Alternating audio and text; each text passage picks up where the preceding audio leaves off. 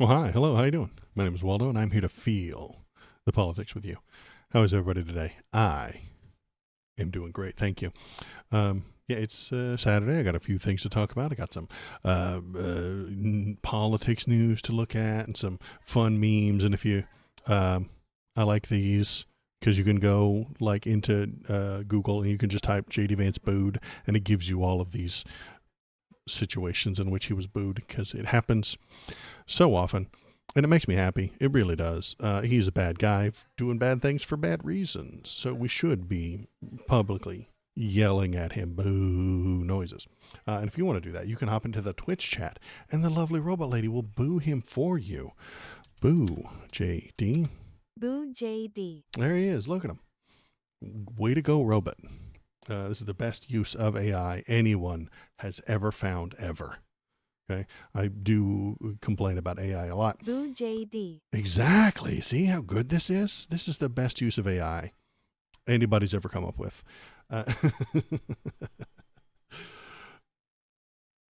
It's stealing all of our jobs, and it's stealing all of our resources, and we're going to run out of water, and we're going to run out of electricity just so we can pay to see Pepsi ads that are not, that you recognize are actual AI people, and then they're going to only talk to other AIs, and then it's a whole thing, and we're all going to suffer for it. But at least we have JD being boo. JD boo. At least we have that. So yeah, hi, how's it going? Yeah, it's raining outside right now, and I could not be happier. It's lovely. It's great. I love it when it rains outside, and it's a frigid, like 50 something degrees in my town right now. I did not get frozen. I know the entire country just went through like a whole damn blizzard, but not me. I was fine. I thought about not wearing a jacket outside yesterday. I wore shorts to pick my kid up from the school the other day. It's fine. But if you are suffering from the blizzard, I apologize. That sucks. And it sucks to be you, and I'm sorry. You have my apologies, but also you don't live where I live, so yeah, it's kind of your fault. What the hell am I doing here with this stuff? Oh yeah, let's do some fun stuff. Let's do some funny, silly things first. Let's start off with, as we're on the subject, since we're on the subject, let's look at good old JD Vance getting booed. Window capture on, go here, there it is. There he is, the man of the hour. Let's listen to what the announcers have to say. Sport, what an honor for her. There is the Vice President JD Vance and his wife Usha. Ooh, those are not. Those are a lot of boos for him. Those are a lot of boos for them. Whistling, cheering, some applause. Usha, ooh, those are not. Those are a lot of boos for him. Whistling, cheering, some applause. Some applause. Some applause. Hey, JD Some Applause Vance. That's his new nickname. JD Some Applause Vance. It's optimistic. It's nice. I saw that and it made me smile. I had to, and then we had to get the memes, obviously we had to get all the memes. Good stuff. Keep it up. This is what turns centrist voters to vote for Democrats. It really does. As stupid as it sounds, as high-minded as you and I are, we pay attention to the news. We watch the debates. We understand the policy positions and what they will lead to. These memes, they push the people in the middle. They really do. I wish it weren't true, but it is. What other fun stuff? We have this fun guy to look at. Let's look at this funny guy. He did a thing, but now he's in trouble. Was booked into the Ramsey County Jail yesterday after the 30-year-old posted a video to social media. It showed himself destroying an ice sculpture just hours after it was unveiled at the state capitol. And here's what the sculpture looked like. Lawmakers and veterans and community leaders unveiled it more than a 20-foot long frozen statement earlier in the day, this creation. It read, It says prosecute ice, but it's made out of ice. It's amazing. It's lovely. delightful and it's cold as fuck outside. So it would stay there for quite a while. Prosecute ICE. Authorities say this was a permitted display at the state capitol. Lang left the scene in a vehicle, but State Patrol says he was pulled over by a trooper and arrested. He was booked on suspicion of criminal damage to property. One of the organizers of the ICE sculpture sent us a statement saying in part, quote, "I gave 8 years of my life in service to this country, to the military. For a January 6th insurrectionist to destroy our display is an attack on the First Amendment veterans like me fought to defend." Lang was pardoned by the president last year. See, what the stupid Dems don't understand, these ignorant liberals, is that the First Amendment protects his right to speech, not yours. That's what he's trying to tell you. That's what he needs you to understand. He needs everybody on the left to comprehend that he has rights and you don't. Okay? If he kicks over an ICE sculpture, that's his free speech. You putting up the ICE sculpture is not free speech because you're wrong. And he disagrees with you, you see. If you disagree with this man, with anybody on the right, with Donald Trump, you don't have rights anymore. That is the position that they have taken, and they call it free speech absolutism. That's what they call it. So anybody who claims to be a free speech absolutist, that's what they're pushing, because they get to play with words. They get to tell you what they mean. They get to tell you what all the word definitions are, and you don't get to argue. And if it doesn't make any sense, well, that's your fault for not being properly brainwashed the way they are. And it just never ends. The people on the right will continue for the rest of their lives and ours to tell you that they love free speech, that they support it, that they absolutely defend it, and then they will hide behind it when they will hide behind it and throw bombs. Rather than defend the First Amendment, they hide behind it like a shield and lob bombs at you. Hi, Richie. Thanks for coming in. Ryan, how are you? Thanks for... how's everybody doing there? Well, I'm doing great. Thanks for coming in. I appreciate it. So yeah, this guy has been arrested, and he was a Jan 6er, so we can absolutely know exactly what he's thinking at any given time. We're still doing the silly fun news before we get into the serious stuff. This is hilarious. This is fantastic. Military commanders reportedly forced troops to see the Melania movie. Oh, it's so good. It's not like a lot of them. It's only like one. The headline is not, it's not 1,000 military commanders. It's only like one or two, but it's still funny. The Military Religious Freedom Foundation has warned that thousands of active duty military personnel may have been coerced into attending screenings of the Melania documentary.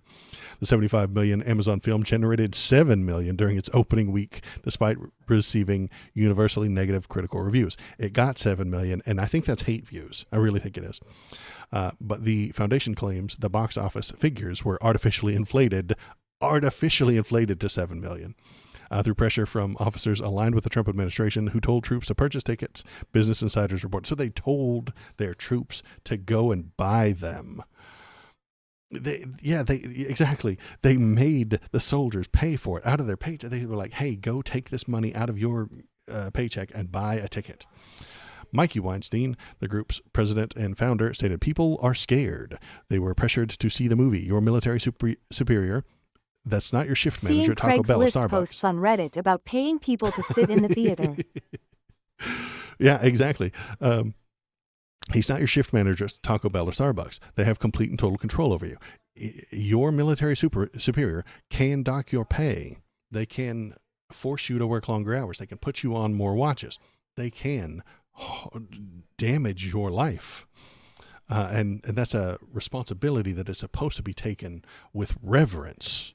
It used to be, until Donald Trump took over the military and just turned it into a racist boys club. The foundation has received complaints from service members at 8 military facilities worldwide. 8 facilities. Okay. One soldier wrote, "Nobody that I know wanted to go except that for those that did not want to get jacked up by our unit commander for not attending. So they're being forced to go or else work more or lose pay. The commander in question allegedly wore red MAGA hats and made it very clear his position regarding those who did not support the administration. He reportedly designated the documentary screening as one of 3 mandatory monthly unit activity events designed to strengthen military unit cohesion, which is lawyerly horseshit talk about unit cohesion is whatever they want it to be. If a commander doesn't like black people, he says that he can't have them in his unit for unit cohesion. If he wants you to vote Republican, he demands that you do so for unit cohesion. And just like with the Melania movie, unit cohesion. And when they talk about trans people, when they bitch and moan about trans people being in the military, it's unit cohesion. The unit cohesion is just whatever the hell they want it to be. It's their feelings. The feelings that this red hat wearing military commander has is called unit cohesion. Don't let them trick you. Unit cohesion by collective punishment. Right. And if you disagree and you don't want to be in that punishment or anything like that, you have to cohesion with the unit. You have to cohere with the unit, you see. We all have to be bigots together. That makes us feel good. And once we feel good, we're bonded in military strength. It's nonsense. It is feelings.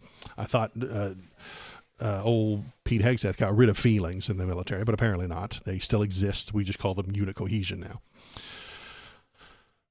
Let's keep reading. According to the service member's account, when he said advised, we knew what he meant. We felt helpless to try and fight against what he is doing here. Good Lord. Weinstein characterized the practice as destructive to military effectiveness. It tears down. It's like injecting cancer into the body of the military unit. The Department of Defense responded to Insider. There is no Department of War directive requiring service members to see this film, though it is fantastic. You don't have to go and see it, but you should. It's fantastic. And even in this sentence, we get the split reality within the stuff. The journalist is calling it the Department of Defense. You might have heard a lot about it being called the Department of War. Congress didn't approve that. It wasn't passed. They just said it and posted it on the walls. They are still the Department of Defense. Now, and even in this sentence, the journalists are still saying Department of Defense, but the people inside are calling it Department of War because they don't recognize rules or laws or Congress. They do whatever they want, whenever they want. And if you say that they're wrong, they call you names on Twitter. That's it. That's the whole government now. They do not respect the law. They do not respect a precedent. They don't know what rules are. The rules are made up anytime they want. And they just tell you what they want to be true, whether it's true or not. It doesn't have to get passed by Congress. You can just change the name from Department of Defense to Department of War. And it doesn't matter. You can just change the name from Gulf of Mexico to Gulf of America. It's insane. These people do not know what they're doing. Anyway, stop ranting. Read the thing. Well done. Amazon's investment totaled $75 million for production and distribution. Marketing consumed $35 million, where $40 million was paid to Melania Trump's production company for image rights. It was a bribe. They gave her $40 million to keep. Those are hers. Melania personally received $27 million from the arrangement, promoting assertions that the project constitutes a substantial bribe from Amazon CEO Jeff Bezos to maintain favor with the Trump administration. Because of course it does. That's the world we live in now. There are no laws. I have to point to the chart every damn time. There are no laws. Jeff Bezos gave $27 million to the First Lady because he can. Sometimes, in a just society, you might suggest that that's illegal. But this is the only law that exists anymore. So, does $27 million from Jeff Bezos to Melania benefit Donald Trump? Yes, it does. That makes it legal. See? If forcing the members to go is beneficial to Donald Trump, it is legal. Now, you might suggest, because you knew the old laws, back in the old days, they had laws. We had shit written down, determined what was ethical, what was moral, what was acceptable. We wrote those down in books, called it the law, and we had lawyers and judges argue about it. Sure, great. That shit's over. That doesn't matter anymore. What matters is, does it benefit Donnie? If the answer is yes, you're allowed to do it. Forcing troops to go watch the Melania movie benefits Donnie, so it's legal.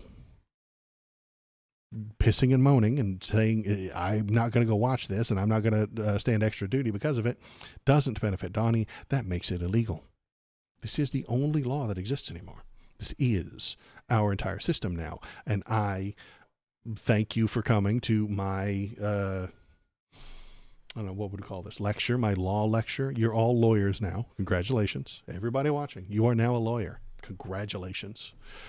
You now, if you just keep this in mind, this handy dandy chart, you are now a professional lawyer. You can go and argue before the Supreme Court. You can argue before anybody. If you can get in front of the Supreme Court, you just keep this in mind, and you will be fine. Congratulations. That's it now. I'm Professor Waldo, so I need a hat for being a professor. What kind of hats do professors wear? Do they wear hats? I don't think. No, that's a doctor. That's for doctors. I don't have a professor hat. Do I have a? That's for Halloween. This is not a professor hat. No, this is not a professor hat. Not a fedora. Okay. I don't have a professor hat. I'm going to need some sort of professor hat. Okay, I'll work on that. Or maybe a jacket. Maybe I go down from here down wearing a tweed jacket, but I don't have a whole lot of body showing on the screen. I don't know. Not this fedora. Oh, I don't look like a professor. No. Oh, anywho. Professor hat. I'll work on that. Anyway, so yeah, that was a fun time. That was Melania, the movie. Don't go watch it. It's bad. Don't even hate watch it on Amazon, because they will lie about the number of people who went and watched it. Don't hate watch it. If you want to watch it, steal it from YouTube or something like that. Steal it from somewhere so that they don't get a click. I completely support stealing and pirating everything within reason. If you're pirating a local ska band who is like struggling, don't do that. Don't pirate Waldo. Don't pirate Lobie people on YouTube. Pirate millionaires. Okay. Yes. The richer they are, the more you're allowed to pirate from them. That's the rule. And Melania just got $27 million, so you're allowed to pirate from her. What else? I'm downloading a car right now. Any of it is downloading a car right now. Absolutely. And that's the right way to do, because Ford has lots and lots and lots of money. So you're allowed to do that. Yeah, I agree with you. I kind of want to see it just to see how bad it is, just to find out, like, because what does the military need to watch the video for? What do they need to watch it for? Like, doesn't she like talk about dresses and shit? Like, the military doesn't even know about dresses. I hardly know her. So yeah, if she's just talking about fashion modeling and coming into the United States and meeting Donnie and then picking out dresses, like, how does that help the military? How is that good for them? It's probably not. It's good for Donnie, and that's what matters. So maybe I'll pirate it somewhere, or maybe I'll watch somebody react to it. Should I do a react video on it?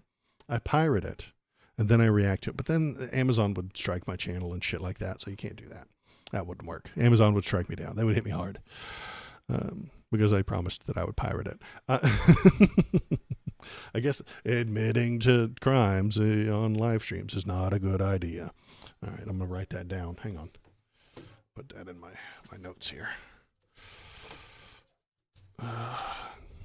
Admitting to crimes live on I was stream. waiting for someone else to Not a tell good me how idea. bad Okay. it is. Well, I'm sure it's awful. Also, probably no one would watch it. Yeah. nobody has watched it. That's why it's only made 7 million, and even that is an inflated figure. It's only made 7, and that's an inflated figure. Like they spent 75, they made 7, and the 7 is AstroTurf. So yeah, they're forcing the military members to go. They're buying it themselves. They're paying whole church groups to go. That kind of shit. Same with Christian movies. Like the whole church will like pay to have the people show up, and then there'll be a empty ass theater because nobody wants to go. They've been doing that shit forever. Or the old scam with the New York Times bestseller shit. The way Republicans and right wing get on the New York Times bestseller list is they buy their own book, millions of copies.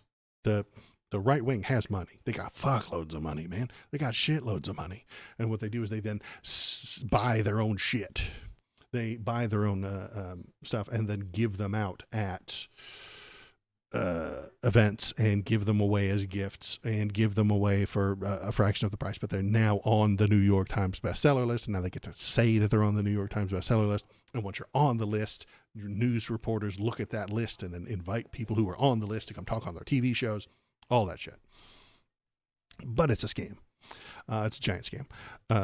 So yeah, everything's a scam. You live in the scam economy now. The entire economy is scams. It's all scams, top to bottom. And while we're kind of on the subject of scams, here's good old Donald J. Trump. You've probably heard of him. He's apparently the president.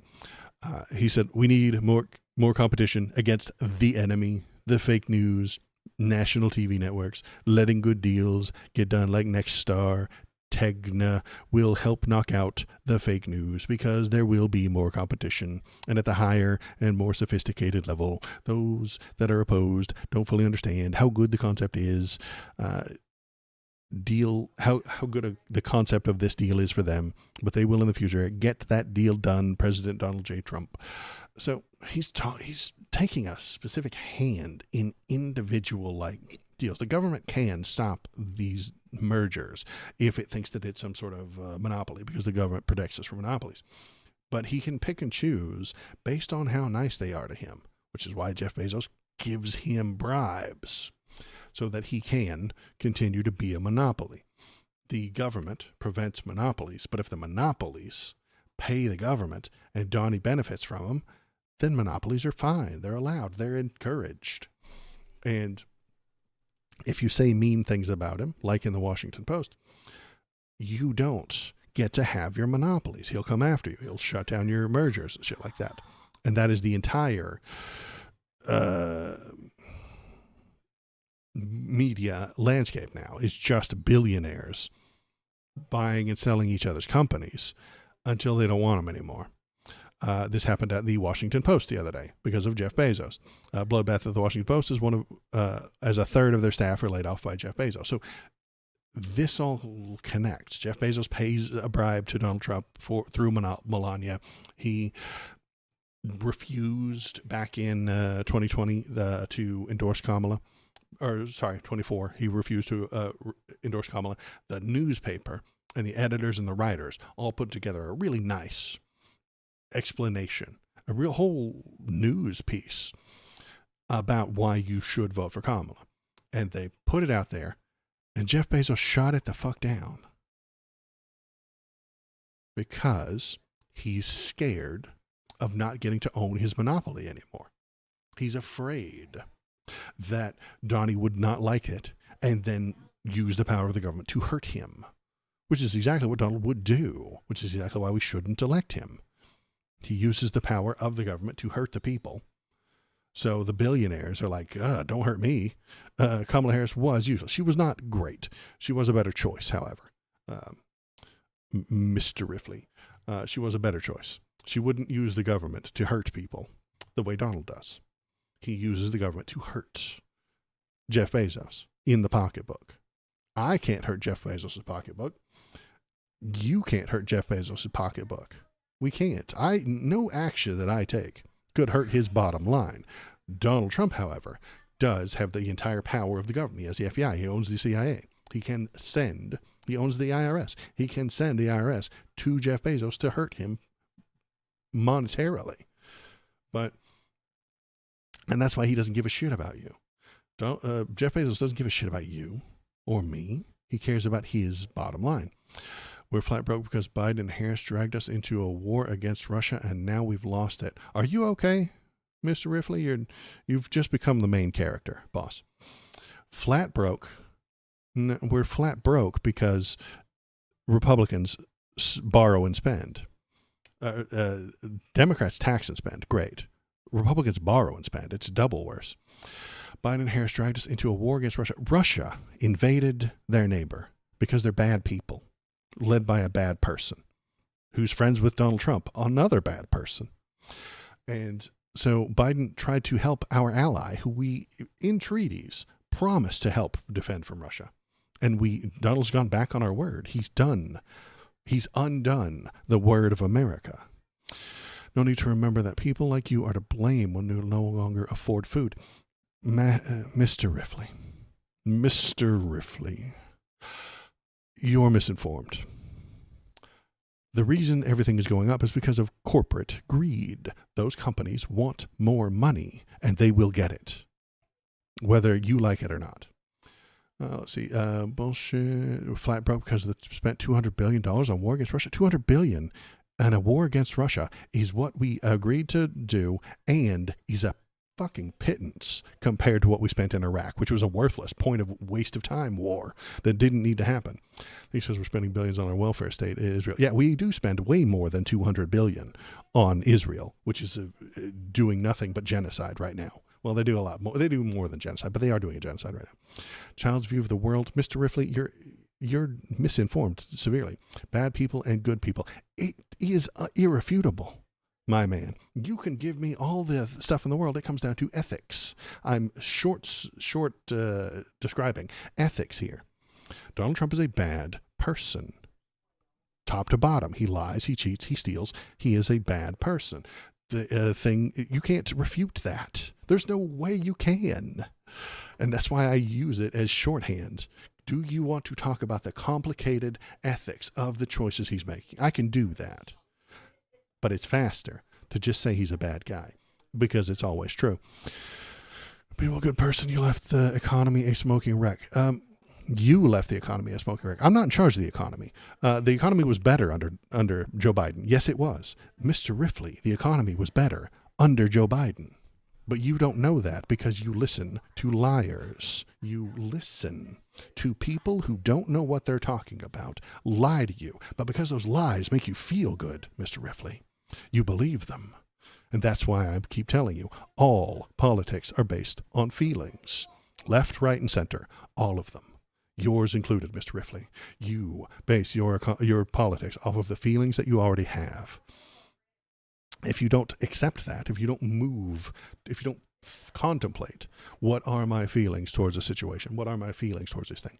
Then you will be misled by right-wing liars. Hunter Biden was having sex with trafficked Ukrainian women for money. He's a bad person. Yes, he is. He was having sex with hookers and doing drugs. He's a bad guy. I didn't vote for Hunter Biden for president. Did I? No, he wasn't running. Was Kamala having sex with trafficked Ukrainian women while on crack? No, she wasn't. So I voted for her. Was Donald Trump having sex with women behind his wife's back? Yes, because he's a bad person. But you're going to defend him. His wife was taking care of a newborn. What office did Hunter Biden hold? Exactly. What office was Hunter Biden running for? None. Donald Trump was cheating on his wife constantly. He did it all the time. He fucked the a porn lunacy of star. this jackass. I know, right? But he's the main character for the moment because it's fun. This harkens back to the old debate bro days. Hunter Biden was part of the color revolution your political party was running in the Ukraine. No, Mr. Riffley, that's a conspiracy theory. Hang on, let's get our hat. There we go. Here's our hat. It's our Mr. Riffley hat. Tip my hat to you, Mr. Riffley. Well, no, I'm choosing to make you the main character because you came in here spouting nonsense because it's fun for me. The minute this stops being fun for me, I'll mute you and move on to the actual reality, the actual news, the actual things that are happening instead of your tinfoil hat nonsense, Mr. Riffley. But this gets engagement. It gets fun. It's fun to pick on you. I enjoy it thoroughly. And everybody in my Twitch chat thinks that you're a moron. I love pointing this out to you. Nobody else will tell you the truth, Mr. Riffley. And the truth is, you have feelings. You have severe feelings. And when you don't know that they're feelings, you call them common sense. I need you to understand that. I want you to hear that. I want people like you to hear that you have feelings. You just call them common sense. So instead of... Next up on the grievance list, butter emails. Yeah, butter emails. Folks, Hunter Biden was a part of the color revolution running Ukraine. No, nonsense. That's not that. It didn't happen. You're the one who has to make it about me because you're here to talk to. You can just slam on your own party. I just don't have to talk to you about it at all. Your party is the problem. The Dems have issues. I complain about them all the time. Kamala Harris was a centrist, and that's the problem. She didn't complain about the actual cause of our problems, which is capitalism run amok. Our problems all lead back to capitalism. Homelessness, capitalism. Drug overdoses, capitalism. Fentanyl, capitalism is the cause of these things. Your economy is out of whack because of capitalism, because of investors. They are the ticks and, what's the word? They are the parasites. Investors are the parasites on your economy. Yet they lie to you. They buy media apparatuses and tell you it's poor people on welfare. And you believe them because you don't like the poor people on welfare. You feel like they are stealing from you. And so you believe the lies. It happened. Now your party is dying. Boss, have you seen the latest polls? Donnie's doing very badly. There's some talk of the actual Senate flipping to 51 Dems, and then they impeach. So we'll talk about that. So what was I talking about before I got to, before I went on that thing? Donnie was a Democrat for much of his life. Right, because he's a lying grifter, Mr. Riffley. He's a liar. He will do whatever benefits him. If killing Mr. Riffley would benefit Donald Trump, he'll do it. If pretending to be a Democrat is beneficial to him, he'll do it. If stealing from people is beneficial to him, he'll do it. He was against Bitcoin until he found out that all the money he could make, and now he's for Bitcoin. He's a lying grifter who has no ethics, no morals, no guidelines, and will do whatever benefits him the most. Switch parties 5 times. Yeah, because you can't trust him. That's the actions of a lying sack of shit, my man. Yes, if Donald Trump killed you, if it would benefit Donald Trump to kill you, he would do so. It benefits him to kill Renee Good. It benefits Donald Trump to kill protesters in Minneapolis right now, so they are allowed to do so. 2 Americans have died in Minneapolis, and it benefits Donald Trump. So he's allowing them to do it. If raising your gas prices benefited him, he would do it. If harming you and raising your taxes benefited him, he would do it without a second thought. He does not like you. He hates you. Unless you completely pull for him, in which case he needs your vote and then he needs you to fuck off. He does not respect you. He does not like you. He does not want you to have any rights.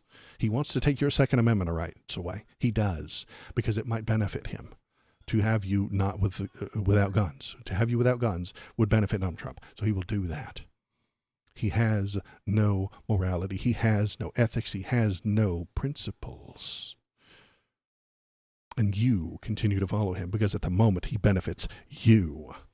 Trump is not nearly as important as you think. He's doing work for the Democrat Party, attracting people from what your party has. Now you're just in the incoherence. So I'm just going to ignore you. Jeff Bezos has killed the Washington Post. Sorry, I don't always control those. Jeff Bezos has killed the Washington Post. About 300 journalists in the newsroom are expected to lose their jobs as a broad strategic reset.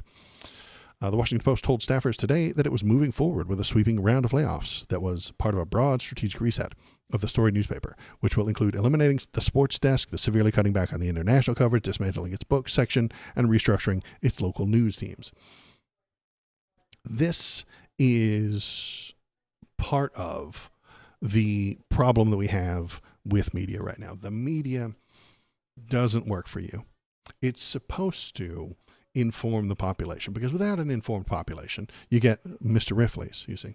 With misinformed population, you get more Republicans.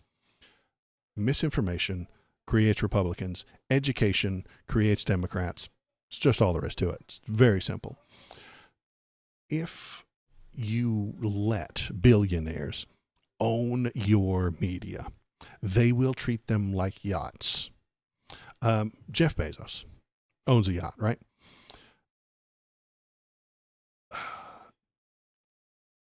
Well, okay, let me say it this way. The Washington Post is not a news organization. For him, it's a toy. It's a fun little diversion for him to play with. Like a yacht, just like a yacht. Billionaires buy yachts to have fun. Jeff Bezos does not know how to drive a boat. He can't pass the test to get the certification to be a ship captain. It's very difficult. You have to know shit about shit, like buoys and weather and water depth and waves and radar and the traffic rules to keep the boats from running into each other. It's an incredibly complicated thing to do. And you almost have to spend your whole life to be a ship captain. It's not like something you pick up over the weekend. He doesn't know any of that. So he hires a captain to do the ship for him. Jeff Bezos does not know any of those things. He does not know how to light off the engines of the yacht or check the oil pressure. So he hires an engineer. He doesn't know how to rig the lines or paint the deck or take care of any of the of the seamanship stuff. So he hires deckhands for that. What does Jeff do? He does the fun parts. Bikini girls at parties, champagne, caviar, eating sushi off of naked ladies, and blood rituals on international waters. That's what he does. And blood rituals off of international waters. That's what he does. When he's on the yacht. He might own it, but he doesn't actually run the damn thing. And if he gets bored of all that, he fires the staff and sells the yacht. Fine. But he's doing that with large media apparatuses, and that pisses me off. It's exactly what he's done with the Washington Post. He doesn't know what an editor-in-chief does, so he hires one. He doesn't know what individual reporters do, so he hires some. He doesn't know what a sports desk does or how it gets its information, so he hires one. And he gets the fun parts, the fancy parties at the luxurious offices, talking to the wealthy people and politicians, talking shit about them through his opinion pieces that the Washington Post runs. And when he wants to suck Donald Trump's ass, he cancels his newspaper, the Washington Post's endorsement of Kamala Harris. That's what he did. He wanted to kiss Donnie's ass, so he controlled what the newspaper said. And when he gets bored of all of that, he fires the staff and sells the yacht. The news media is supposed to serve an important function for the public, but it has been turned into a plaything for billionaires. There is a solution to this. No more billionaires. Tax them out of existence. But we can't do that because they run everything. Capitalism has run amok. We are damaged by the severe control of capitalism right now. They are stealing everything they can. The investors are parasites. The investors are parasites. They do nothing. They buy in with money that they didn't earn. James Robbins is just subscribed. Thank you very much, James. I appreciate that. What do we just we stream, but yeah, 2 million Ukrainians dead for nothing, 1 million dead in Gaza for nothing. Boss, Democrats didn't do that, you moron. Washington Post has been relevant since it lied to us about the Iraq War, which is why we should do the things. Simple as right. Capitalism is our problem. Capitalism is harming all of us. They are in charge of the government. They are in charge of the economy. They are in charge of everything. And we can't stop them because the only thing that works in this damn country is money. Everything requires money. They have broken the entire country over their back and said everything is money. The only thing that matters is money. Even February. Thanks very much. So sometimes when people subscribe in the live stream, it kicks off all the subs that I've gotten in the past couple of weeks, which is nice. I love getting subs on YouTube. Thank you very much. Go on over to YouTube and press the sub button, press the thumbs up, press the like button. Hate anything you want in the YouTube chat because that really does bump up my numbers. The YouTube algorithm is powered by hatred. That's how, Mr. Riffley, it got to you. That's how this stream got to you, is that the YouTube algorithm thinks that you would hate it. And so they put it in front of your face.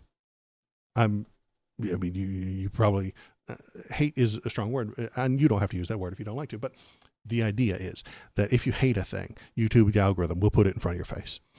And then you'll come in the chat and tell me what you don't like and what you do like. And yeah, exactly. You just poke around the YouTube algorithm every now and then. Half of the stuff on the screen is things you hate.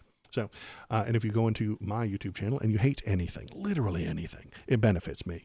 So go on in there and with hatred in your heart, press the subscribe button, break the bell icon, smash and break the thumb icons, just destroy it. Just hit it with a hammer, and then spit some hatred into the comment section, because that will benefit me. I appreciate that. So I think we're done with the blings and stuff like that. So what the hell was I talking about? I was on about Jeff Bezos. Yeah, capitalism's running amok. We shouldn't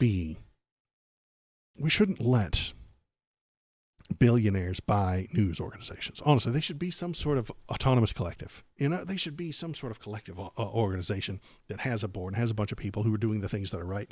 And they shouldn't have a specific individual owner who can just buy and sell people, hire 300 people, fire 300 people, and cancel the things that are going to be run. That's awful. That is propaganda, kind of.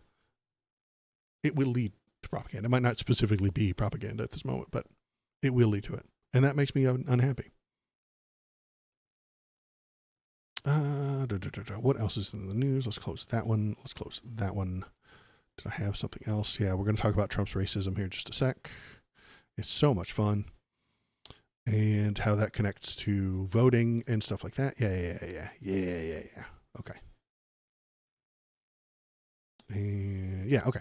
So, you probably noticed, everybody heard that Donnie posted a racist video on Truth Social. Most videos on Truth Social are racist, but he does it, and he's the president, and that makes people unhappy. So, breaking: Madman president promotes racist video of the Obamas as apes. So that happened. On Thursday, during his latest late-night online posting spree, Donald Trump took to his social media site to promote an apparently AI-generated video clip. Of course, it's AI. I hate AI, and only the worst people in the world use it to... not only the worst people in the world use it, but every person who is awful uses AI. That's what I'm saying. Not everyone who uses AI is bad, but every bad person uses AI. Depicting former first couple Barack and Michelle Obama as apes in the jungle. The short video otherwise touches on Trump's anti-democratic lies about the 2020 election that he tried to steal. The image that the nominal leader of the free world blasted out online is unambiguously racist. It does not get much more textbook example racist than gleefully depicting two black people, one of whom is a former U.S. president, who Trump routinely says he wants to jail for fake reasons, as apes are monkeys. The Trump White House is at least pretending that they did not see it that way. So you can see the wonderful photo right here. This is super racist. Of course it is. And this isn't a surprise, because he's always been that way. Donnie has always been a gutter racist. He always has been. Most of his followers follow him for that reason. They always have, and they always will. Hating specific people is a way to dodge responsibility. The poor people hate the poor black people. The poor white people hate the poor black people because they're the ones bringing them down. They're the ones that are messing up the system, and they're all welfare queens driving Cadillacs, while they, the hardworking, also on welfare, white trash, do not belong at the bottom. They belong at the top. They belong above all the black people. And that is what upsets them so much about Barack Obama. He doesn't get to be on top. That upsets the pyramid shape they have inside their head. It upsets the hierarchy that they have in their head. They imagine that all black people are on the bottom, they are one step above them, and then you have the rich white people, and then you have like the political types like Donald Trump, and then you have whoever the president is. They build a hierarchy in their head. And if you upset that hierarchy by being a successful woman, they get upset. Women don't belong on top. Women don't belong above me, says the conservative. They had to have slept their way to the top, obviously. Black people don't belong above me, says the conservative brain. They must have played the race card. They must be a affirmative action hire. They must be a DEI hire.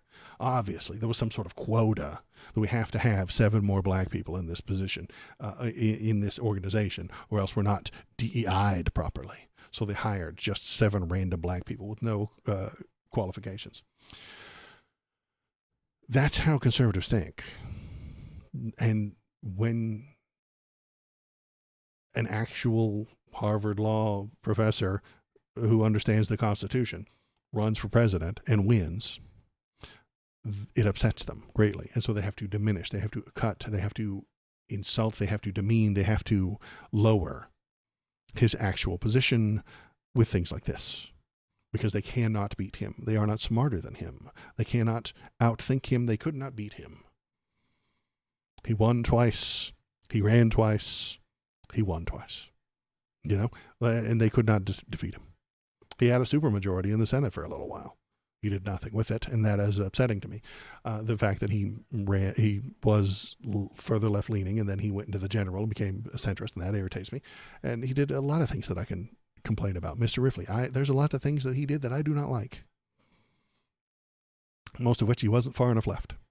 And he dicked us on the public option for Obamacare.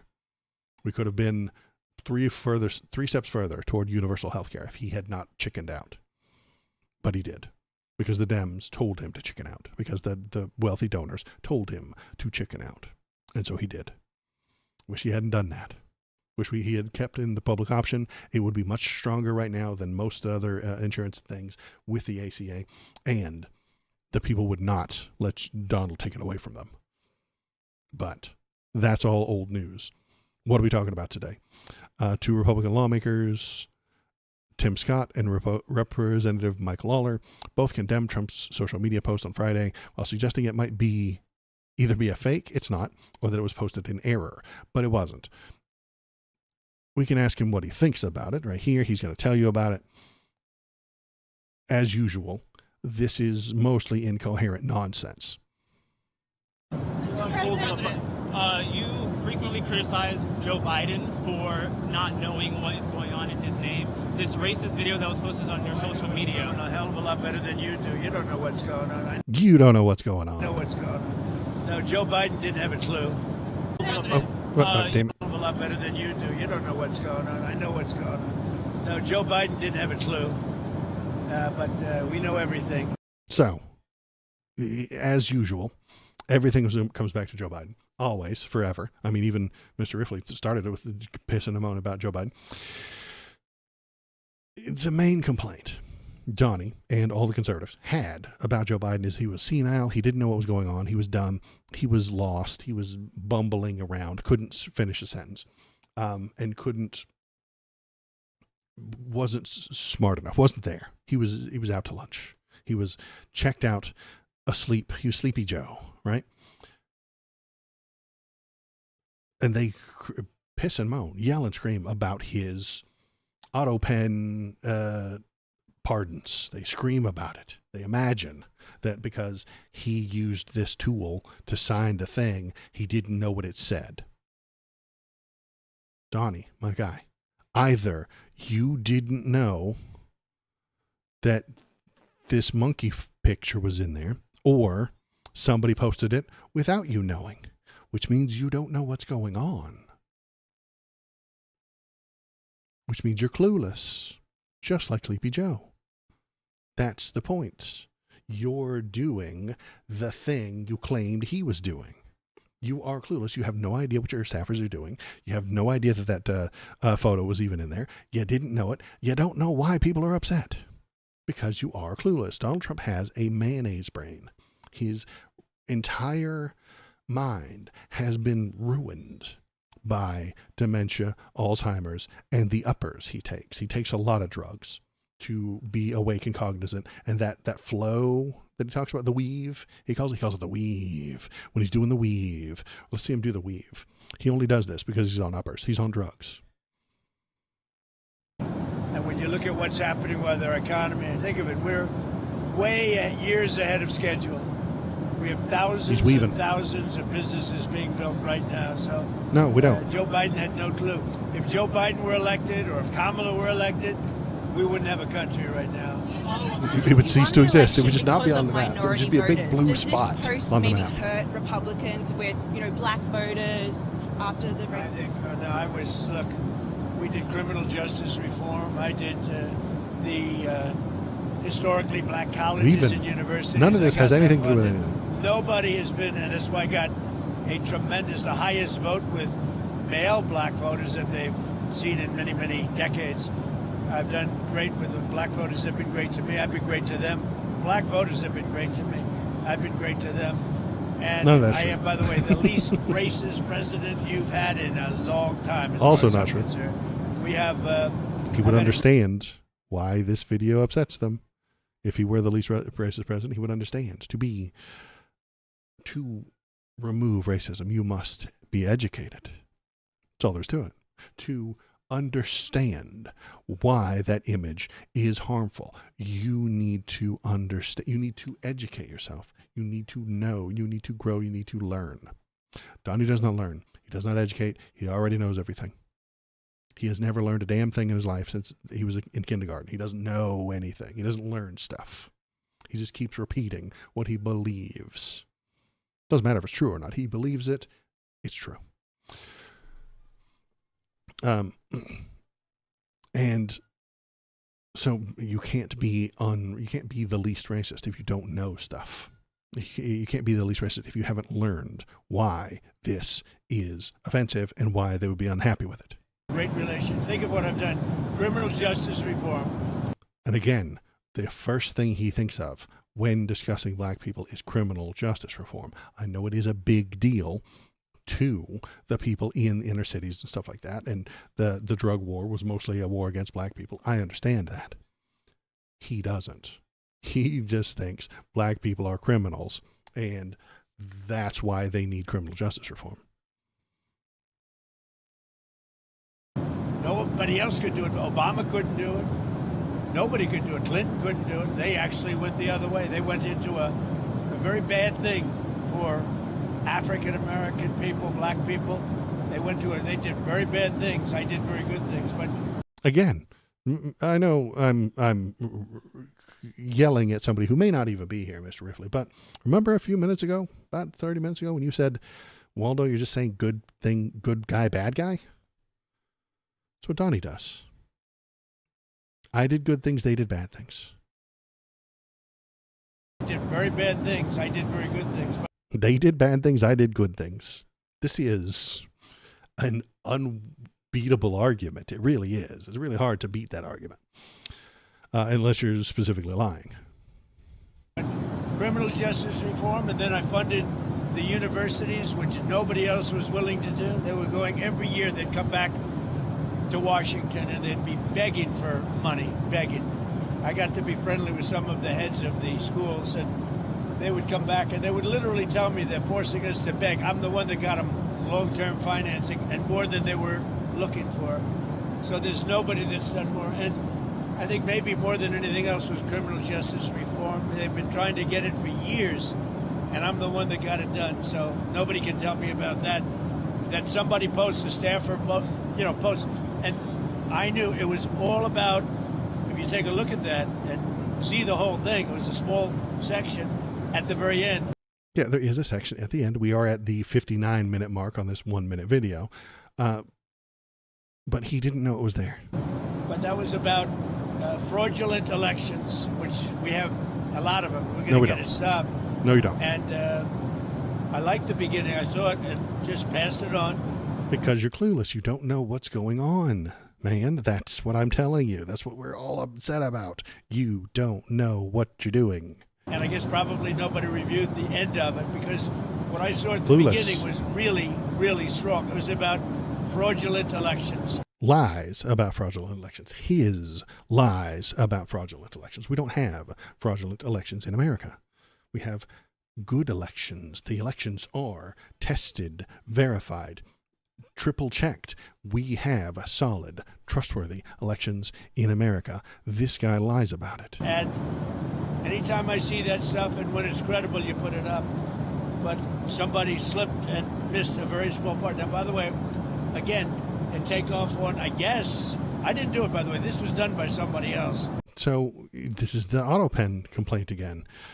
If Joe Biden is a terrible person for auto pen signing the executive orders, he should be a terrible person for posting things that he doesn't understand and didn't watch. This was a retruth. Clueless. It's not done by us. But that was a very strong truth. It was a very strong statement made about the fraudulent elections in a certain part of our country, which are really bad. It was a very strong truth about the fraudulent elections. That's amazing, isn't it? He's lying his ass off. But because he got Truth Social, he gets to say it's a very strong truth about fraudulent elections. He's lying to you about those elections. He's lying to you about what the truth.com statements are. I swear to God, we should shut that site down. The government, when Democrats take charge, I want them to shut that fucking site down or force them to change their name because it's so blatantly, obviously a lie. I don't know how we legislate that, but nobody's allowed to be called truth.com. Nobody's allowed to be called Truth Social. No. It's horseshit. I don't know how we do that, though. I don't know. I need a smarter lawyer than me to come up with the idea on how we get that passed. So let's keep on this train. Here is House Minority Leader Hakeem Jeffries on Instagram. Here's what he thinks about it. Let's hear his hard words. This disgusting video posted by the so-called president was done intentionally. Donald Trump and his vile, racist, and malignant behavior. This guy is an unhinged bottom feeder. President Obama and Michelle Obama are brilliant, caring, and patriotic Americans. They represent the best of this country. It's time for John Thune, Mike Johnson, and Republicans to denounce this serial fraudster who's sitting at 1600 Pennsylvania Avenue pretending OMG, to be he said a potty the president word. of the United Impeach States. him. I know, right? He said a wordy dirt, you guys. He said a wordy dirt. That's how you know he's serious. So what did we just watch? We watched the head of the Democrats in the House, who are the minority, which means they don't get to call meetings. They don't get to tell you what to talk about. They don't get to tell you what they want to vote on. They're in a bad position. So instead of doing stuff, Hakeem Jeffries says stuff. And I know I yell about him all the time. I yell at Hakeem Jeffries all the time. I tell him to do something. But I actually have like some things that he could do. Yes, he said a wordy dirt. Yes, he put out an acceptable Instagram reel, an acceptable little TikTok. But, you know, he could do more than that, right? Like he could go into the Oval Office and blow one of those little 3D printed whistles that are going around Minneapolis and make them kick him out. He could do that. That would be an action. Donnie loves being on TV. You know what he doesn't like? Being interrupted. go into the Oval Office with one of those damn ice whistles and blow it when he starts lying, and then call him a liar to his damn face. Yes, they will kick you out. But the people watching will love it. We would cheer for you, Mr. Hakeem Jeffries, if you took one of those whistles and told him that he's a racist liar to his face and blew the damn whistle until they physically carried you the fuck out of the Oval Office. We would cheer for you, and the people would be happy, and they would laugh, and they would cheer, and they would share it, and you would get so many more views than you did on this little piece of shit because you put a wordy dirt in there. And then, listen, somebody else do it tomorrow. He might not be allowed back in there, but somebody would be. You're in the federal government. You're a representative. Get in that room. It's a plastic whistle. You can sneak it through the security, and then you blow it. Pissing them off. Interrupt his lie fest. He sits in the Oval Office and just lies his ass off. Get in there and stop him and irritate the shit out of him. That would become his most... He wouldn't have time to lie about the Epstein files. He wouldn't have time to lie about what's happening in Minneapolis. He wouldn't have time to lie about what Israel is doing because the only thought in his head would be being interrupted. His speech into the camera would have been disrupted, and that will hurt him for years. He will complain about that. And if you do it over and over and over again, get in between him and the cameras and call him a liar to his face, Hakeem Jeffries. Get in between him and the cameras and call him a racist. Don't wait until after he does something bad to create your own video telling you he did something bad. I don't have the ability to get into the White House. I'm not a high-ranking member of the United States government. But you are. You could do that. You could become a hero. Trump loves being on TV. Make it difficult for him. Okay? Impeachment proceedings. That's another thing you could do. Every day, push a bill to impeach Donald Trump. Every single fucking day. Every day. Yes, they will fail. Do it again tomorrow. And then when that one fails, do it again tomorrow. When the Republicans refuse to bring it up or talk about it, bring it up again. I don't care. Every bill, tack on some impeachment clause that forces the Republicans to remove it. Force this upon them. And then run on impeachment. The midterms are coming up. Promise the people that you are going to impeach him. Promise them that, and they will show the fuck up to vote. Hakeem Jeffries, if you promise to do it, they will show up to vote for you. This is how politics actually is supposed to work. Find out what the people want.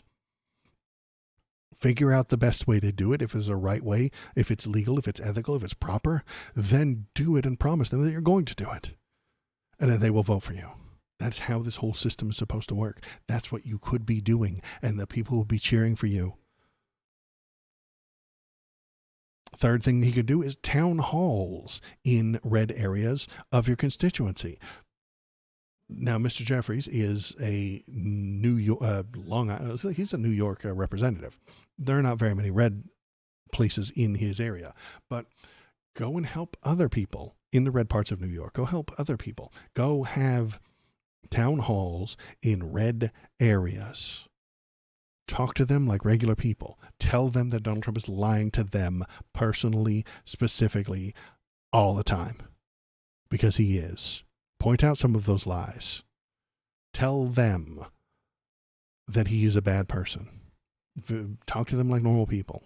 Don't give them complex, don't give them the normal DNC talking points. Don't talk about the shining city on a hill that is the darkness in between the stars and the stars of the light and the way of the future and how we're going to band together as brothers to become the future. No, don't give him that shit. Tell him he's a liar. He's stealing from you. He wants to sue the government. Donald Trump is trying to sue the government that he's in charge of for $10 billion so that he can just have it. He's stealing it. Where's that going to come from? You're going to pay for it. The people aren't going to like that. If you tell it to them that way, they might not like him anymore. Go to the red areas. Tell them why he sucks. Not why you're great. Tell them why he sucks. I know it's negative I know it's negative politics, but Donnie has so much negative. You should be banking on it. Fourth thing you could do, schedule a meeting or a lunch date with the head of the FBI, the CIA, and the DHS, or mid-level people in the DOJ. You don't have to go to the very top. They're all Trump appointees, and they all suck his dick all day long. Go to the mid-level people and tell them that you will be opening investigations and prosecuting everyone that you can the next time the Dems win. If they win during this primary, you will indict them. You will bring them up on charges for the crimes they have committed, the ignoring of the Jeffrey Epstein Act. When they don't put that stuff out on time, we are going to sue you and hold you criminally liable for that. The things that happened in Minneapolis, we are going to hold everyone in the DOJ criminally liable for that. Tell them that you're going to do that, and then tell the people you're going to do that. The people would vote for you. They would support what you're doing. Promise them that you will go after the criminals that are in the White House right now, and they will support you. Hakeem Jeffries, it's very fucking simple. Fifth thing they could do, tell the American people what lawsuits to file. Hakeem Jeffries is a lawyer. He knows the law. He knows lots of lawyers. Get them to work with the American people to sue the government. Help the American people sue Donald Trump's government. You are a lawyer. You know lots of them. Get your lawyer friends to help out, and then don't charge the American people. That's what you could do. You could be doing that right now, but you're not, because you're making cool Instagram videos where you say a wordy dirt and you think that that's going to help. It's not. And as always, we have to talk about why the Democrats suck. Why does Hakeem Jeffries not do any of these things? Because it would hurt the bottom line of his donors. His very wealthy donors, because he's from New York, are mostly stock exchange and mostly investors. So it's people who are invested in the stock market. That's who pays his bills. That's who pays Hakeem Jeffries to run. The investors. Those parasites that I talk about all the time, they're the ones paying his bills. They're paying him to run. So he will not do anything that hurts their bottom line. If he pushed a thing that was good for you, good for me, good for the country, but it hurt the investors, he wouldn't do it. Just like I was railing about Donald Trump. Donald Trump does what benefits him. What benefits Hakeem Jeffries? And that is a strong stock market. That is what benefits him. Dead Inside says, let's be honest, it sucked before Trump. I'm going to let it crash. Then try and do better. Dems are controlled op, whether they know it or not. You could be dumb, pawn at the same time. I appreciate what you're saying there, Dead Inside. I really do. Politics has always been dumb, but important. And it's always been filled with poisoned people who are not playing fairly and not being genuine. I don't think Hakeem Jeffries is very genuine, honestly. I don't think this is a genuine guy. This is not a genuine guy we're looking at. He does take a lot of money from AIPAC, and he is working for the stock exchange investors. That is his constituency. The stock exchange, the New York Stock Exchange, and AIPAC are his constituency, which is why he doesn't do the smart things, which is why he doesn't do the left-leaning things. This is why he's not going to do those 5 things that I mentioned that could help. He won't do those. So what we have to do is pay attention to the primaries.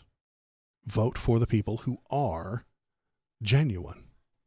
Bernie Sanders is genuine. The people love him. Bernie gets all kinds of appreciation from the people because he's telling you what he's thinking all the time. He's not bending over backwards to police his language, to bend every issue to benefiting somebody else. But that's what Hakeem is doing. That's what Hakeem Jeffries does. He bends every issue to help the investors, to help the New York Stock Exchange, and to help AIPAC. Because that's what he's paid to do. Nobody's paying Bernie Sanders. He's wealthy, but he gets more individual little people donations than big businesses and stuff like that. So, but that's harder to do. And being genuine is difficult, man. It's hard work. You have to like pay attention and know stuff and, and have ethics. You know, ethics are hard. It's hard to have ethics, you know? So let's see. All of this leads to Donald Trump's fans being racist. Here's one now. Let's watch this lovely lady. Can I just go to the store? No, do you want an Uzi up your ass or Do you want to call 911? Yeah, go ahead. Okay. All right. you. How about go park? Oh, you do whatever you want. No, I want to go to TJ Maxx, and that's it. I love you. God bless you. Have a great day. I hate go you. To work. You're full of bullshit.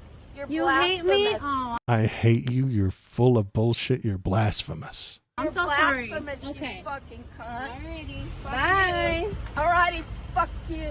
Go back to where you came from. Where is We that? don't want you. Where is that? We don't want you. Where is that, I hope mamacita? you're fucking illegal. Bye, honey. I'll call ICE. Vaya pues, hágale. Go ahead. Call ICE. Call ICE on me. Go. I would love to. Go. And they'll shoot you like they shoot the others. Go back to where you came from. Can Now, I just go to the store? why is this lady doing that? I'll tell you why she's doing that. Because she thinks it's okay because the president is also a racist. When your president posts this shit, you feel like you can do this shit. This woman is influenced by the media that she sees, and she sees this, so she does this. And I think this is a great a juxtaposition, because this is usually how it goes, right? Listen to what the person taking the video says. Can I just go to the store? No, do you want an Uzi up your ass or Can I go to the store? You know, a normal human being thing. And she says, no, let's kill you with a gun. Do you want to face? call 911? Yeah, go ahead. Okay. All right. you. How about go park? Oh, you do whatever you want. No, I want to go to TJ Maxx, and that's it. I love you. God bless you. Have a I love you. Do you remember Renee Good's last words? I'm not mad at you, she said. Do you remember Alex Pretty's last words? Are you okay? The entire right wing of America is filled with hatred. They are full of hate.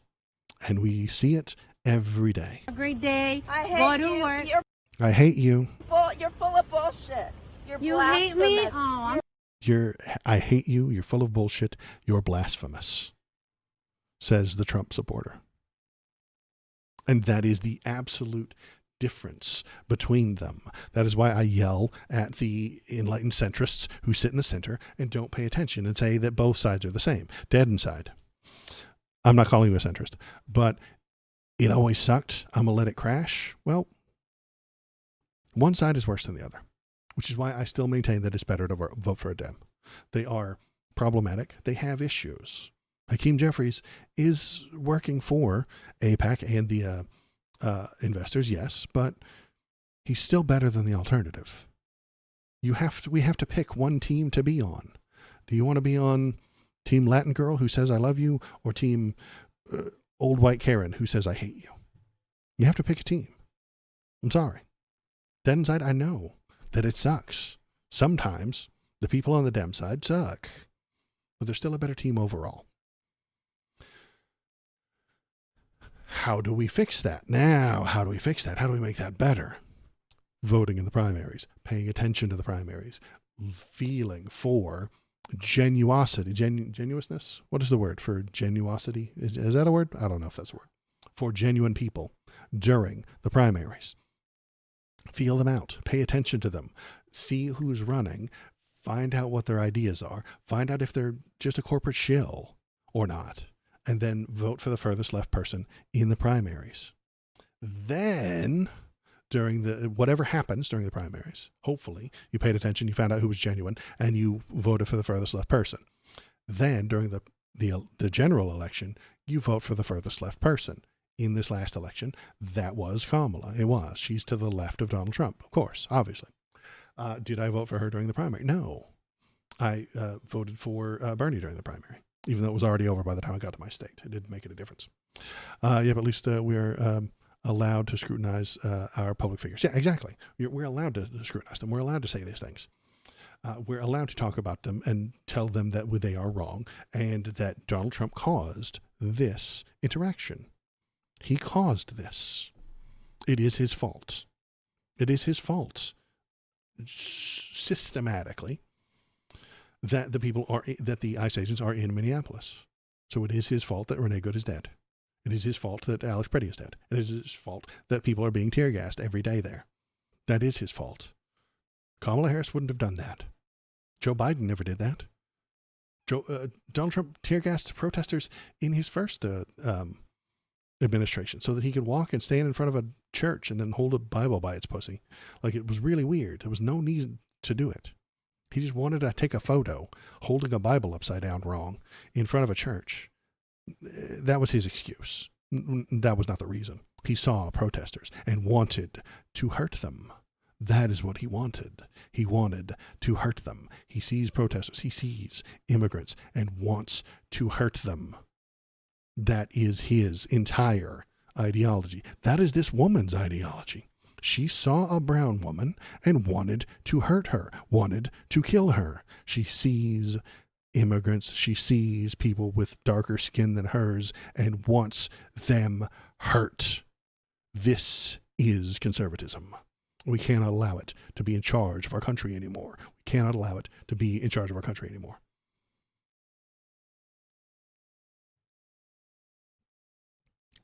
And they're going to try to stay in charge of the country by taking your voting rights away. GOP fast-tracks monster voting suppression bill that could disenfranchise millions by requiring proof of citizenship at polls. They're not doing this to save the elections. The elections are already safe. The elections are already secure. Anyone telling you different is a goddamn liar. End of story. There is no worry about illegal people voting in the polls. That is made up. It's not real. Republicans are moving quickly to pass a bill requiring voters to show proof of citizenship both to register and at the polls ahead of the 2026 midterm elections, a move that experts warn could disenfranchise millions of Americans. Now, I've talked about this many, many, many times. The right wing doesn't ever listen.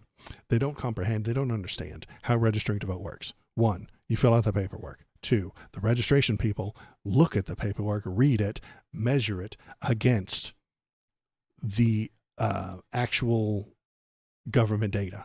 And if you're not on the government data, they reject that registration form. If you are not allowed to vote, they reject that registration form. If you are an illegal alien, they reject that registration form, and you don't get to vote. The system already works. The system is fine. The system is functioning at a near 100%. It's at 99% or above. 99.9%. Our current system is working. It's functioning at a 99% or above already. But they don't want it. They don't want brown people to vote. That lady we just saw would, and this woman would take your right to vote away if you have the wrong color skin. She would. She does not want brown people to vote because she hates them. She is hateful. She is awful. And she drives the GOP's direction in this country. Representative Chip Roy, the racist, the sponsor of the Safeguard American Voter Eligibility or SAVE Act, said in a social media video Thursday night that House leadership would bring the proposal up for a vote next week. The bill would require documentary proof of citizenship to register to vote, as well as requiring photographic identification that proves citizenship to cast a ballot.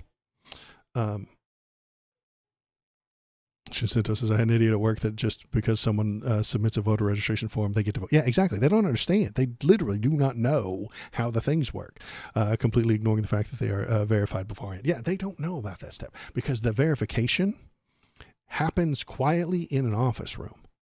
Right? Like, there's no cameras in there. The paperwork comes in, and a secretary type person looks at the thing, searches the database, double checks the things, checks a bunch of boxes. It's very, very boring, very droll, very bureaucratic, and it's not fun to watch. So they don't know it exists. Conservatives only know what Fox News tells them, only know what AON tells them, only know what the Facebook memes tell them.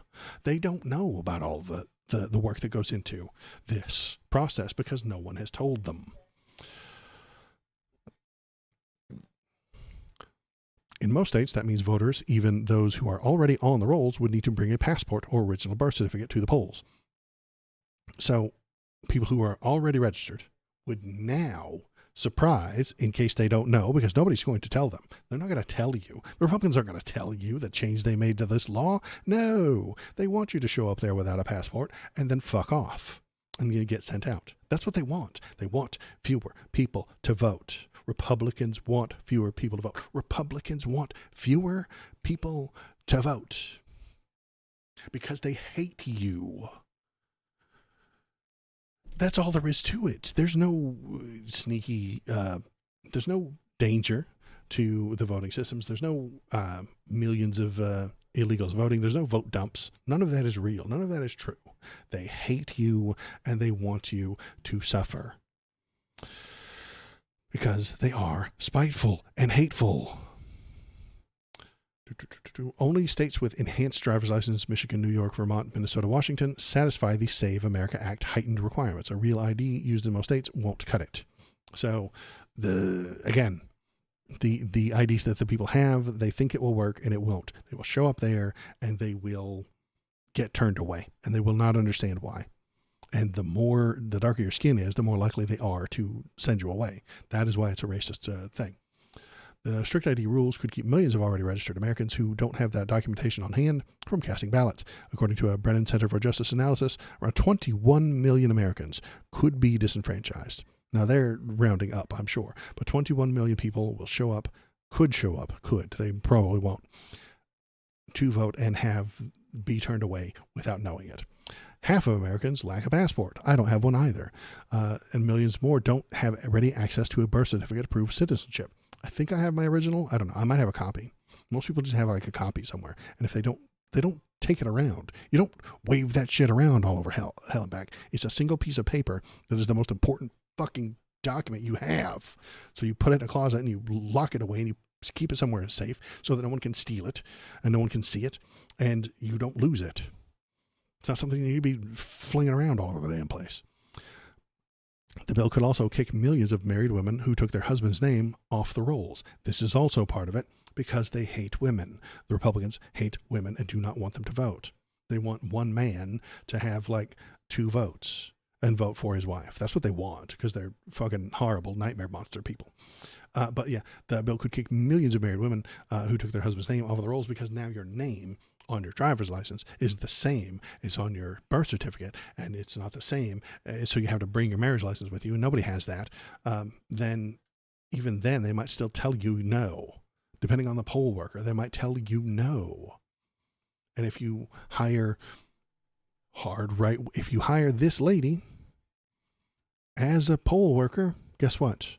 She's not going to respect you. She's not going to accept it. She's going to tell you that you're not allowed to vote by the color of your skin. She's going to look at your skin, make a determination, and then put every roadblock she can in front of you. That is why it's a racist system. That's why voter ID is racist. This woman will be in between an American citizen and voting, and this woman will determine who is and isn't allowed to vote based on their skin color. The proposal would also require state election officials to aggressively scrub their voter rolls, which history shows would lead to thousands of improper cancelizations and legitimate eligible voters' registrations. So again, they want fewer people to vote. The House passed a similar version aimed at registrations last spring, which was also sponsored by Roy, the racist. That less expansive SAVE Act was described to Democracy Docket by one historian as the most extraordinary attack on voting rights in American history. So historians are calling this an extraordinary attack on your rights. Republican backers say the measure are measures are necessary to keep non-citizens from voting, but non-citizens voting is a crime that is easily caught and prosecuted. Easily caught and prosecuted. We already know how to do it, which is perhaps one reason why it's exceedingly rare. Recent lengthy reviews of voter rolls conducted by Republican election administrators have turned up precious few instances of non-citizens even on the rolls, let alone voting. Meanwhile, registration file purges have improperly kicked off thousands of legal voters on the rolls. They want your people to vote. They don't care about you. They do not respect your rights. They do not want to hear from you. Republicans know what's best for you, and they will give it to you. And if you don't like it, you can fuck off and die. They will harm you if you don't agree with them. If you don't let them be in charge, they will hurt you.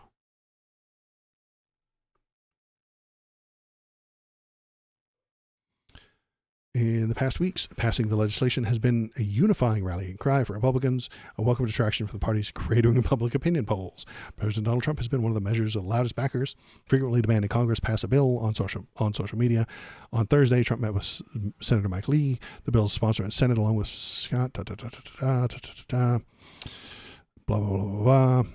Let's get to the end here. As Fair Elections Center President Rebecca Cothers recently told Democracy Docket, Trump can't take over elections, but he doesn't need to. All he has to do is keep interjecting more friction into the process. More hurdles, more hurdles, more hurdles. Each time you add a new layer, a new barrier, that's 1%, 2%, 3% of people who might say it's not worth it and I don't have time to actually vote. That's what they want. They want to make it as difficult as possible. So many hurdles to get through that people give up. Some of those hurdles are going to be literal ICE agents standing outside the polls. Donnie's not going to cancel the 2026 midterms. He's not going to cancel them. No. That's over-exaggeration. What he's going to do is fuck with them. He's going to put ICE agents in Democrat places. He's going to put ICE agents in places with high Hispanic populations and tear gas them while standing in line. ICE agents are going to go there. They're going to ask for documentation. Somebody's going to tell them no. Somebody's going to give them the finger, and then they will tackle them. And then all the people standing in line are going to tell them to stop and try and drag them off, and then the tear gas comes out. And then no one will stand in line to vote anymore because tear gas is floating around. And you can't wear a mask. You're not supposed to wear, what's it called? Political gear when you go to vote. You're not supposed to wear a red hat when you go to vote. Most people overlook it, but you're not supposed to. And the cops are not supposed to be out there patrolling. The cops are not out there to catch people. You know, the police don't stand there next to the poll watcher and look up your warrants. That's illegal. You know, when you go up there and you say, hi, my name is John Smith, I'd like to vote, and they check your registration and stuff like that, there's not a deputy standing back there also typing John Smith into the warrant database to find out if you're wanted for crimes. That's illegal. That's exactly what ICE is going to do. ICE is going to listen to, they're going to stand right there next to the poll watcher if they're allowed to. If you don't stop them physically, if the police don't stop them, that's what they're going to do. They're going to stand next to the person checking IDs and then type it into their database. And if you're on their database, they will tackle you, they will arrest you, and then the people will revolt. And then Donnie will come onto the TV and lie to you about what actually happened there. He will lie to you and tell you there was a riot and they tried to steal the ballots. That Joe Biden and evil Kamala Harris have come back from wherever they were hiding to steal the election. So when I talk about the 2026 being a big deal, that's what I'm talking about. This is probably going to happen. Here's a white nationalist CNBC host called out on live TV for trumped-up defense of the GOP SAVE Act. So the SAVE Act that we're talking about, this guy's defending it. He's on Squawk Box, which is about investing because he's one of the parasites. This is a parasite, guys. This is one of those parasites that I'm talking about. When I talk about capitalism running amok, it's this guy. He doesn't make anything. He doesn't produce anything. He does not make the economy better. He invests money that his parents gave him probably into a company, and then that company, by law, has to give him more. And then he takes that money to a different company and gives it to them, and they by law have to try to give him more, and then he does nothing. Sometimes the company can produce something, but he's not responsible for it. He's an investor. He runs the world. Investors run our world. I want to watch this video because it has Chris Coons. I kind of wanted to watch it, but it's not.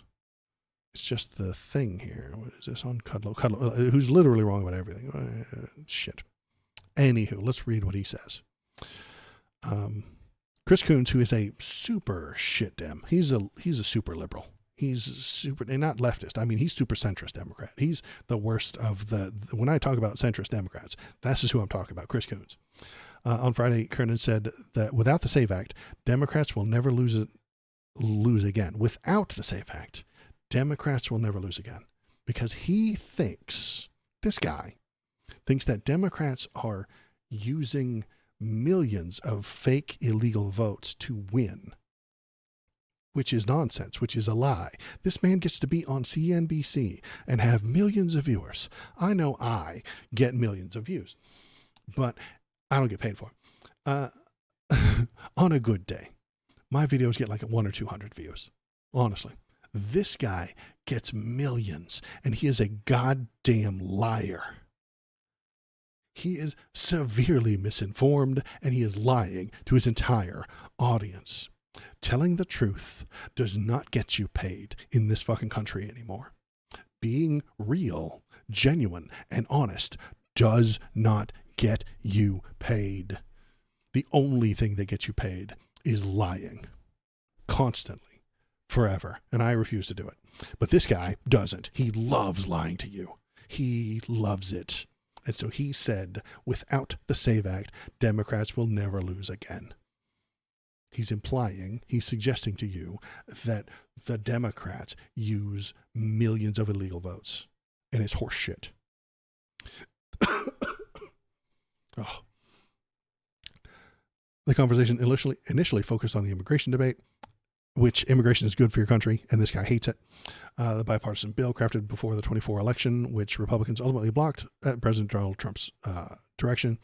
Once Coons brought up the measure, Kernan quickly changed the subject to cite conspiracy theories. Why do you let the 10 million undocumented Democrats?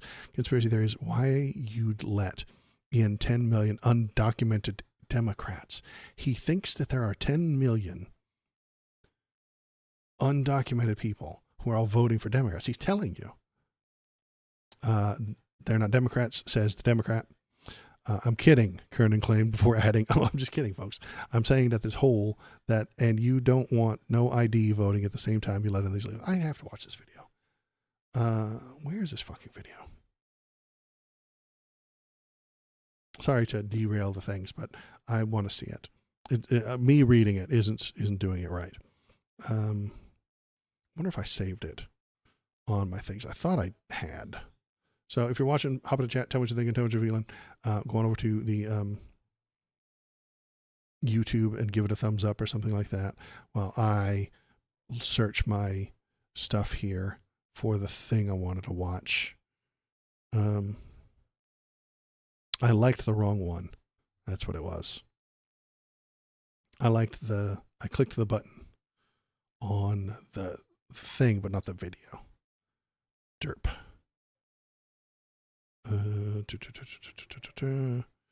Kernan. I have to Google. God. Kernan. Coons. Maybe this one. No, is that the one I'm already looking at? Live stream is hard, guys. It really is.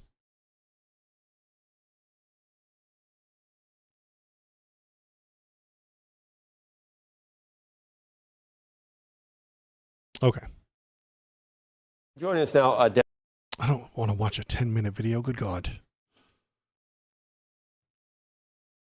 Democratic Senator Chris Coons of Delaware, a member of the Senate Foreign Relations and Appropriations Committee, in studio with us. It's good to have you on. Great to be on, Joe. Good to see you. Senator, did you get to watch any of it, or are you just hearing about it? I didn't. I'm just hearing about it now, but I'm well aware of the widespread concern among constituents that Doge broke into and got access to everyone's information out of the Treasury Master File. Lots of Delawareans have called to express concern about their personal financial information being accessed by this unelected team from Doge. And I'm getting calls with complaints about wait times on phone calls for either Social Security or veteran services.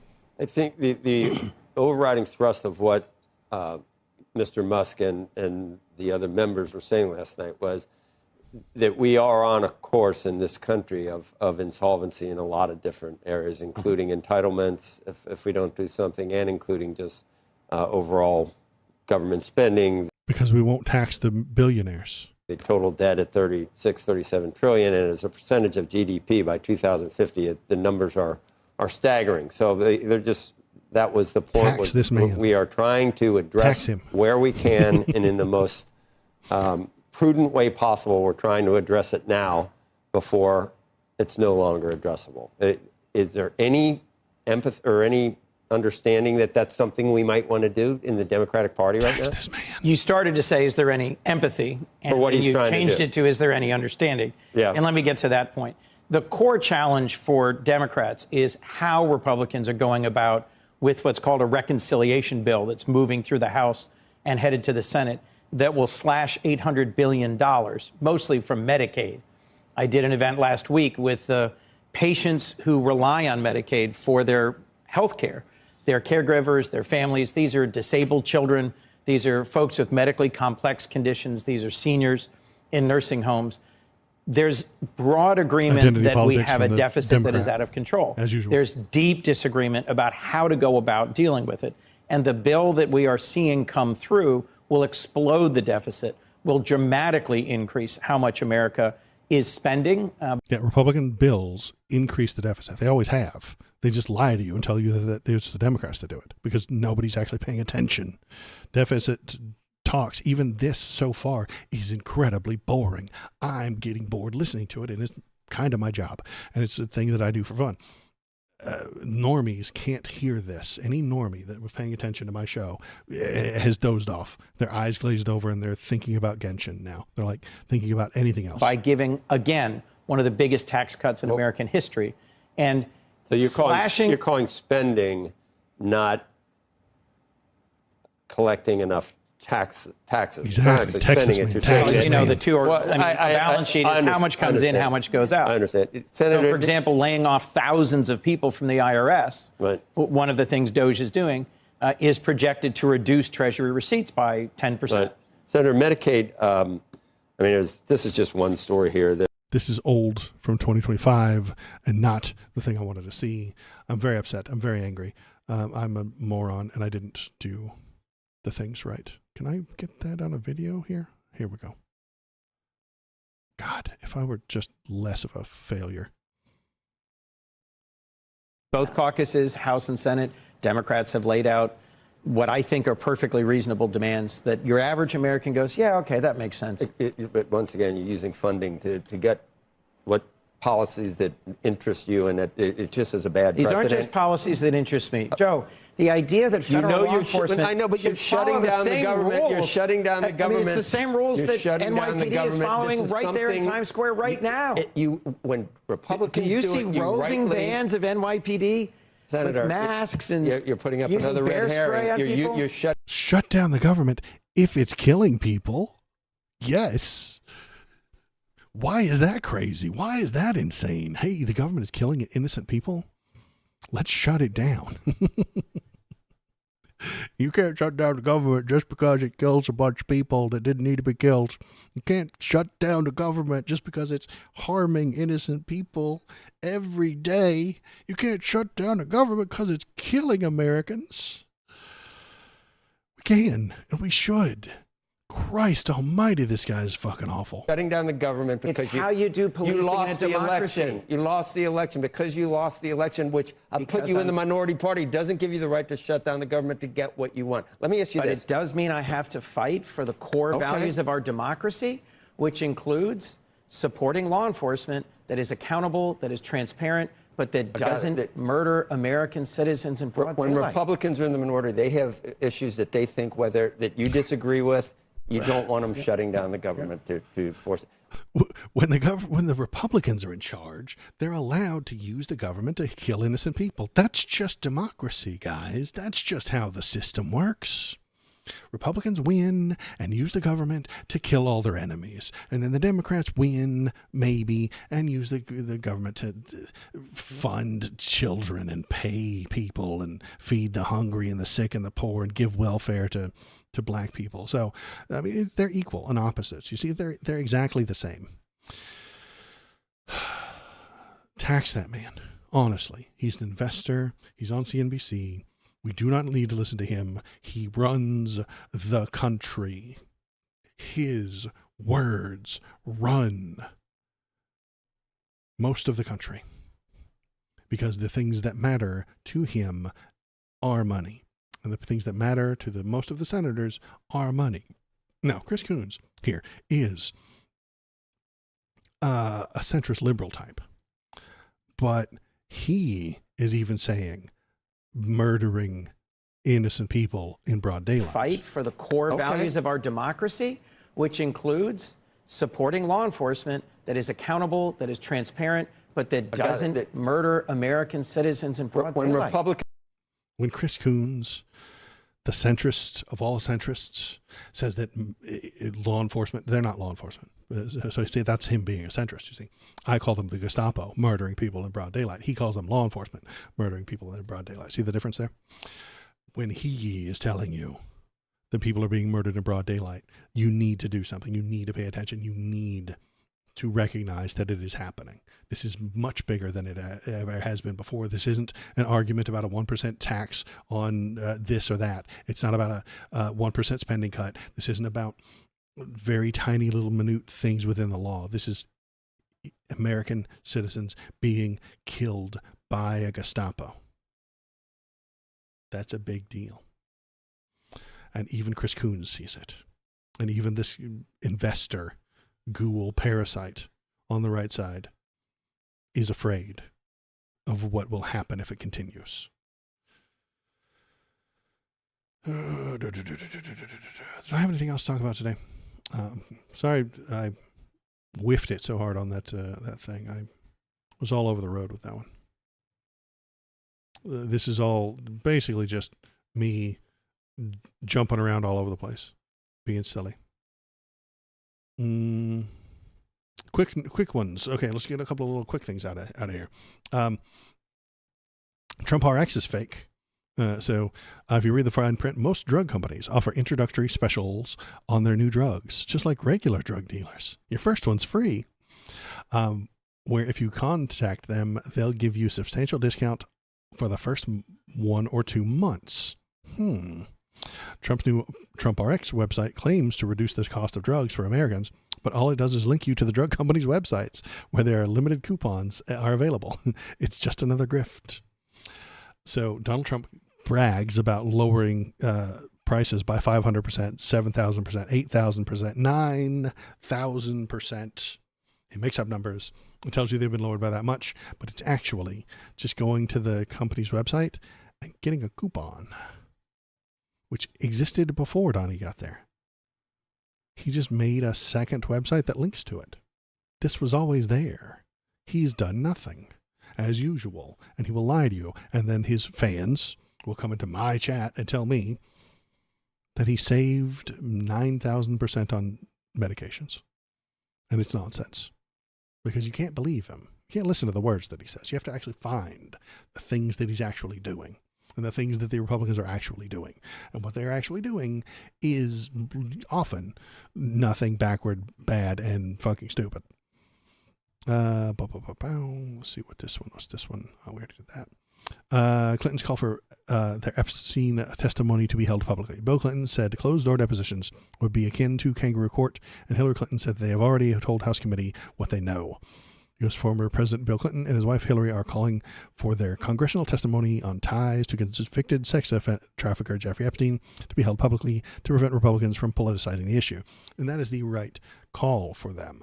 They have their issues. Bill has issues. He's friends with Epstein. He's been credibly accused of sexual assault. He is not a good guy. Hillary is the most political human being to ever exist behind Donald Trump. She's the second most political human being to ever exist. Everything she does is for politics, for power, for authority, and sometimes I benefit from that. I recognize this. She is the most pure. She's the most pure politician, right? If 50% of people say they want a thing, she doesn't know. If 51% of people say they want a thing, she says, yes, let's do that. That's kind of how politics are supposed to work. But she is very rich. She is very powerful. She does do things for the investors as well. She's a centrist Democrat. I dig that. Sometimes I benefit from centrist Democrat policies. And that's why I would rather them than the hard right-wing alternative. Now, I know all these things. You know all these things if you're being honest with yourself. What is good for them is to not do this stuff behind closed doors, because Republicans lie all the time. Donald lies constantly. Jim Jordan lies his ass off. James Comer lies constantly. And what will happen is they will go into the closed doors. They will say the things. James Comer will run out screaming, they did the Epstein files. Hillary, every thing that you've ever heard about Hillary from the tinfoil hat crew is true, and there's no way for you to know it. Jim Jordan will run screaming out of that building to be the first one in front of a camera to tell you that she eats babies and is a Satanist and has a secret island where she sacrifices children to the god Moloch. Like, that's what he wants. And it won't matter what she said. She'll tell you about what happened. She'll just tell you a nice, calm story about how she drove to the grocery store one day, and James Comer will run out of that room screaming conspiracy theories because you can't check, because it's closed doors. You don't know what they said.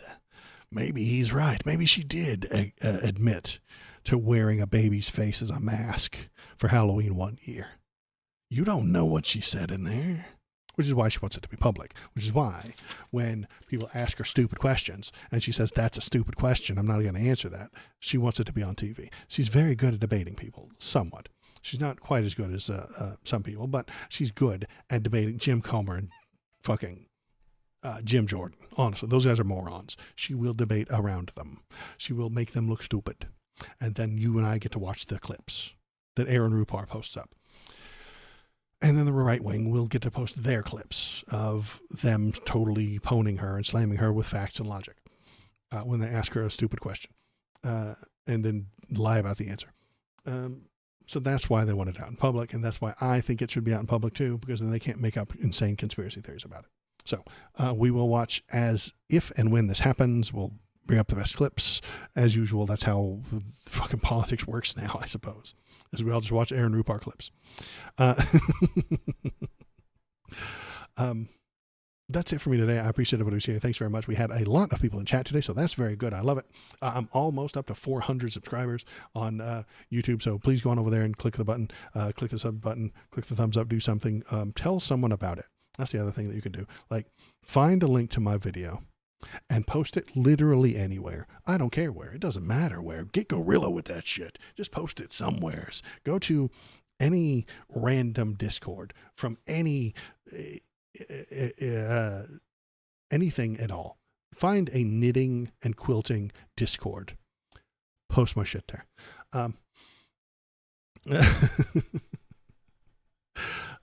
I'm only slightly kidding. I'm not kidding.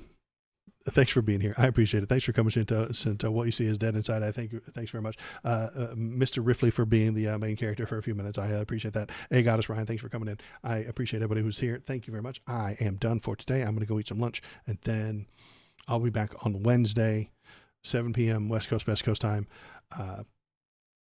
unless the Gestapo kicks in my door and drags